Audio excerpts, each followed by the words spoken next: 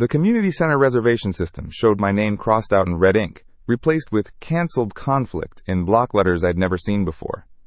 I'm Calvin Patterson, 38, a financial advisor who moved to River Park District in Ironwood, Vermont 2 years ago. The quiet streets and well-maintained HOA amenities drew me here after my divorce. I needed predictability. Structure. A place where the rules made sense. The Ironwood Community Center sat at the heart of our neighborhood. Tennis courts, meeting rooms, and a covered pavilion where I'd reserve space for my client appreciation barbecue. 3 months of planning. 47 confirmed guests. Catering already paid. I stared at the reservation board mounted outside the main office. My booking for Saturday, September 14th, had vanished. In its place, Dustin Long. Family reunion, 12 o'clock to 6 p.m. The timestamp showed the change occurred at 11:47 p.m. last Tuesday. I'd been asleep. Everyone had been asleep. I pulled out my phone and photographed the board. The red ink looked fresh. Too fresh for a week-old cancellation. My original confirmation email still sat in my inbox, dated 3 months back. Reservation fee, $150. Status, confirmed. The community center office wouldn't open until 9.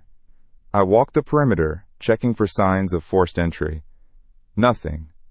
The electronic keypad showed no damage. Security cameras pointed at the parking lot, not the reservation board. Back home, I called the HOA management company. Voicemail. I tried the community center directly. Another voicemail. The Ironwood Parks and Recreation Department transferred me twice before disconnecting. My neighbor Ariana Long was watering her front garden when I returned. She waved from across the street. Her cousin Dustin had been staying with her family for the past month. Nice enough guy. Helped with yard work. Always smiled when we passed on morning walks. "Everything okay, Calvin?" she called out. I held up my phone, showing the photo of the reservation board. Someone canceled my pavilion booking. "Replaced it with your cousin's name." She squinted at the screen, then shook her head. "That's strange. Dustin mentioned planning something, but I thought it was just a small gathering." The sprinkler system activated across the street. Ariana stepped back, laughing as water misted her shoes. These timers never work right, always going off at random times. I watched the water arc across her lawn in perfect, programmed intervals. Nothing random about it. Everything in River Park ran on schedules. Maintenance. Garbage pickup. HOA board meetings. Even the reservation system followed strict protocols. Someone had accessed that system after hours. Someone with knowledge of the process. Someone who knew exactly when to make the change without being noticed. The morning sun caught the wet pavement, creating patterns that shifted with each passing cloud.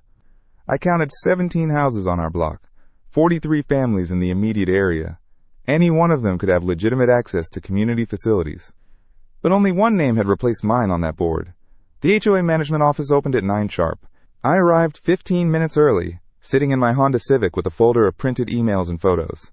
The parking lot filled with contractors and maintenance crews starting their daily rounds. Margaret Dustin Long answered the phone on the second ring. Professional voice.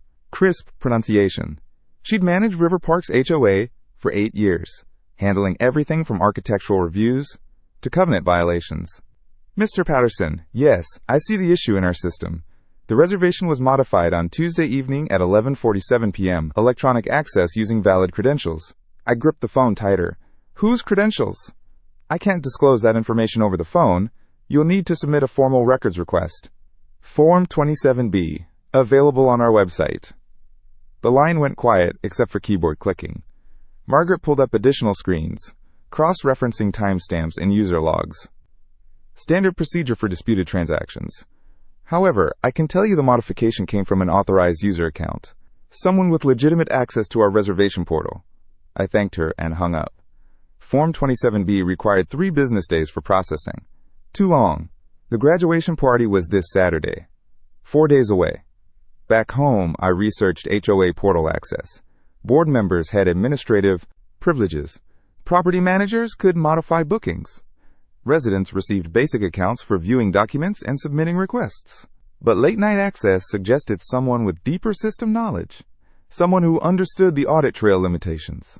Someone who knew exactly when to make changes without triggering automatic notifications.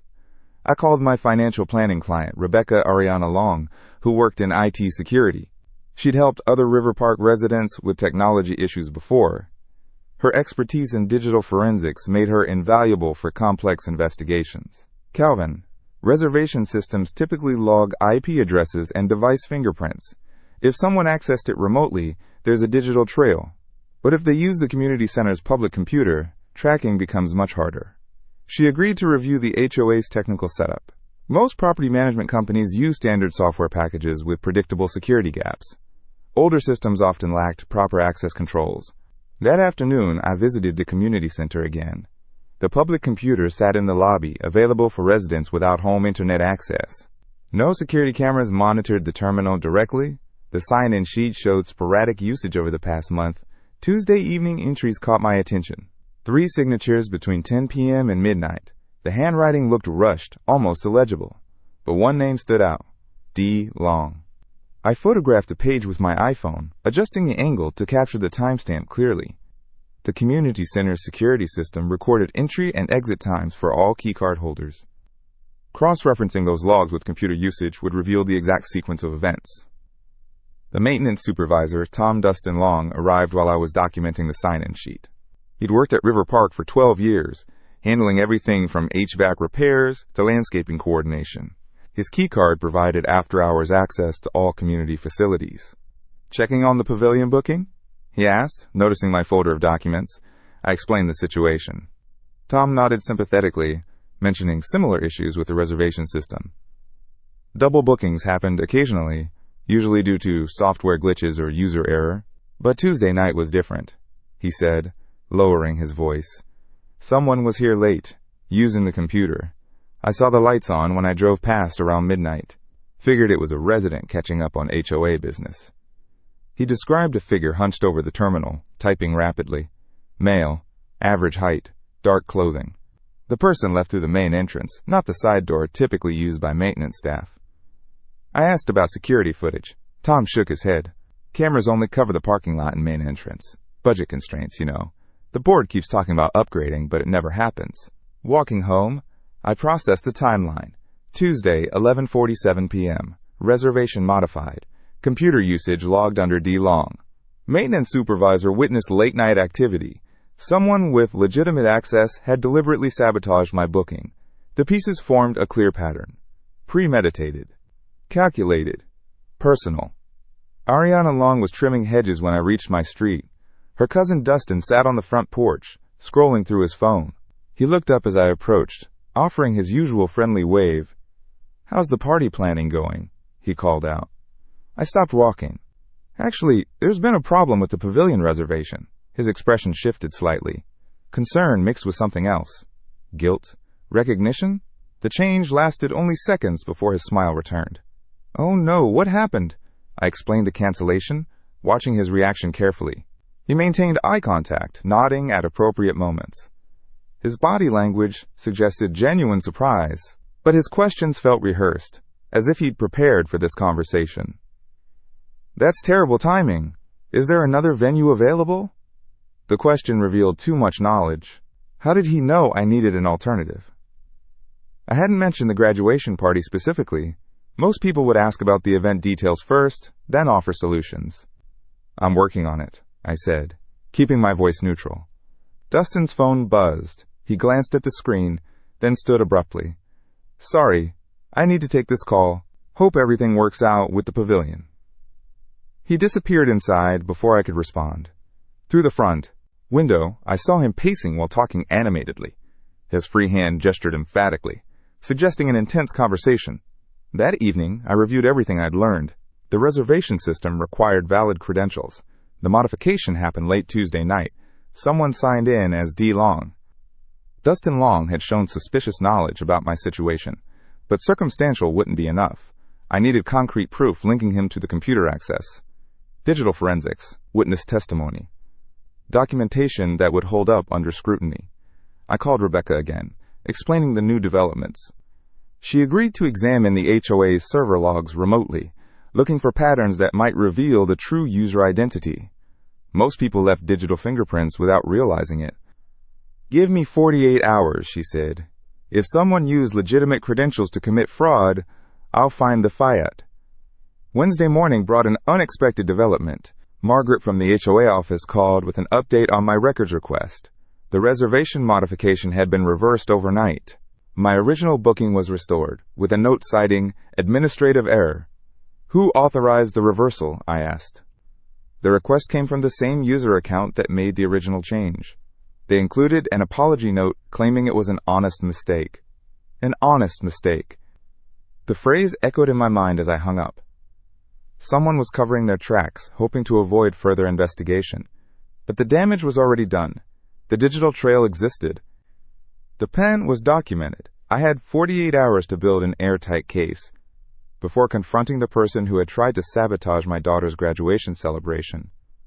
Thursday afternoon, Rebecca called with the breakthrough I needed. Her voice carried the satisfaction of a puzzle solved. I found your smoking gun, Calvin. The user who modified your reservation logged in from IP address 192.168.1.47. That's a residential connection registered to 847 Maple Grove Drive. Dustin Long's address, the same house where I'd confronted him 2 days earlier. There's more, Rebecca continued. The login timestamp shows 11:47 p.m. on Tuesday. But here's the interesting part. The user account shows simultaneous activity from 2 different locations that night. Someone was logged into the system from both the HOA office and the Maple Grove address. Credential sharing. A clear violation of the HOA's computer use policy and potentially criminal fraud.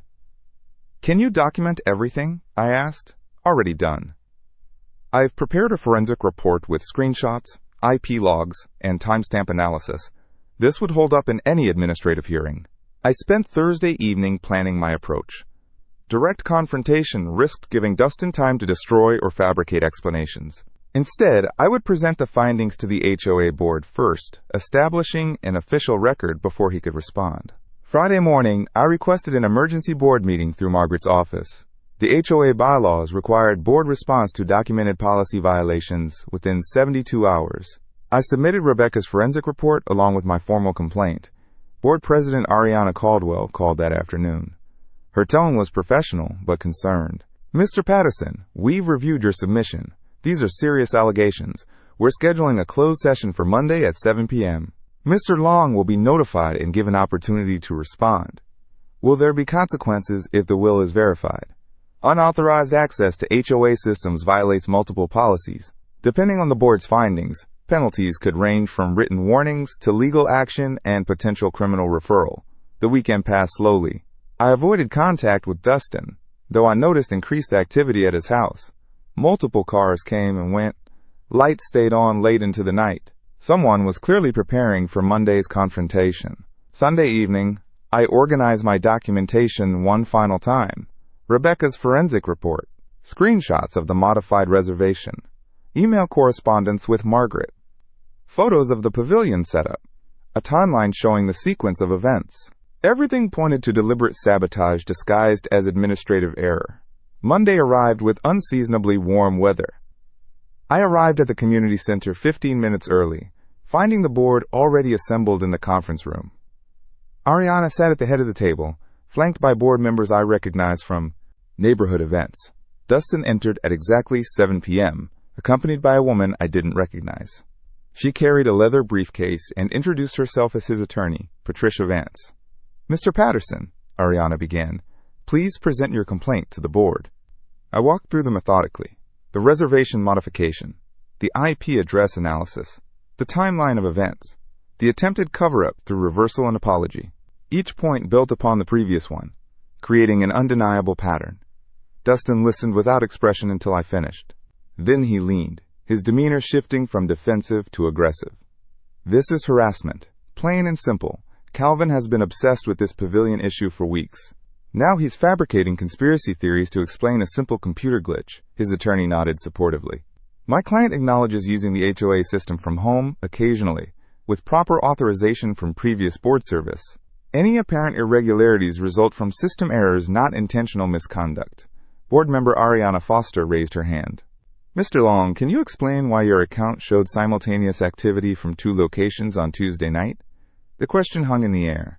Dustin's confident expression wavered slightly. I may have left the office system logged in while working from home. That would create the appearance of dual access. Rebecca had anticipated this explanation. I pulled out her supplementary analysis. The forensic report addresses that possibility, I said. The office system shows active keyboard input during the same time frame as the home access.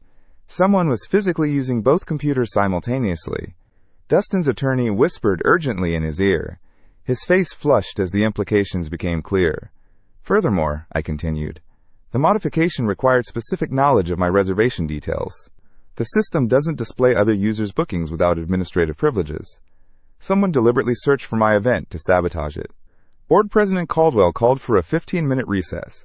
The board members huddled in private discussion while Dustin and his attorney conferred in heated whispers. When the session resumed, Ariana's expression was grave. Based on the presented, the board finds credible proof of unauthorized system access and deliberate interference with community reservations. Mr. Long, you're hereby suspended from all HOA computer systems pending further investigation. Dustin stood abruptly. This is ridiculous. I've served this community for years. Calvin's vendetta doesn't justify destroying my reputation over a scheduling mix-up. This speaks for itself, Ariana replied firmly. We're also referring this matter to the Ironwood Police Department for potential criminal charges related to computer fraud. The meeting concluded with formal documentation of the board's findings. Dustin and his attorney left without further comment, but his parting glare promised this wasn't over. Tuesday morning brought unexpected validation. Officer Casey Williams from the Domestic Violence Unit called to schedule an interview. The HOA's referral had been assigned to her department due to the harassment and intimidation aspects of the case. Mr. Patterson, we take these systematic targeting cases seriously. Can you meet this afternoon to provide a formal statement? I arrived at the police station with my complete file of column. Officer Williams was younger than I'd expected, with sharp eyes that missed nothing as she reviewed the documentation. This shows clear pattern behavior, she said after examining the timeline. The reservation sabotage, the attempted cover-up, the aggressive response when confronted. Has Mr. Long engaged in any other suspicious activities? I mentioned the late-night phone call during our conversation, his detailed knowledge of my situation, and the increased activity at his house over the weekend. We'll interview him within 48 hours, Officer Williams said. In the meantime, document any further contact or unusual incidents. This type of harassment often escalates when perpetrators feel cornered. Wednesday evening, I was reviewing financial reports when my doorbell rang. Through the peephole, I saw Dustin standing alone on my front porch. His posture was different, defeated rather than confrontational. I opened the door but kept the security chain engaged. Calvin, we need to talk, he said quietly. I know you. Think I'm some kind of criminal, but this whole thing got out of hand. The police investigation will determine what happened. Look, maybe I made some mistakes with the computer system, but I never meant to hurt anyone. Your daughter's graduation is important. I understand that now. His admission was carefully worded, acknowledging errors without accepting full responsibility. I recognized the language of someone coached by legal counsel. The damage is already done, Dustin. This speaks for itself. He shifted uncomfortably. What if I could make this right? Help with your daughter's party setup, maybe contribute to the costs? This isn't about money, it's about trust and accountability. The HOA board is talking about criminal charges. That could ruin my career, my family's reputation. Surely we can work something out between neighbors. I studied his face, seeing desperation beneath the attempted negotiation. The confident man who dismissed my concerns days earlier was gone, replaced by someone facing real consequences. That's between you and the legal system now, I said, closing the door. Thursday brought the resolution I'd been waiting for. Officer Williams called with an update on their investigation. Mr. Long provided a full confession during yesterday's interview. He admitted to accessing the HOA system inappropriately and modifying your reservation. He claims it started as a prank that got out of control. What happens next? He's agreed to plead guilty to misdemeanor computer fraud and pay restitution for your damages. The court will likely impose community service and probation. More importantly, he's agreed to a restraining order prohibiting contact with you or your family. The legal machinery moved quickly after that. Dustin's guilty plea was entered the following Monday.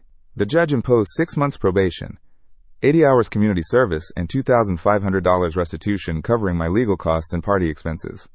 The restraining order was more significant than the financial penalty.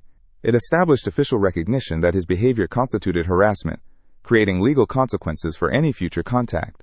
2 weeks later, I received an unexpected call from Ariana Foster, the HOA board member who'd asked the crucial question during our hearing.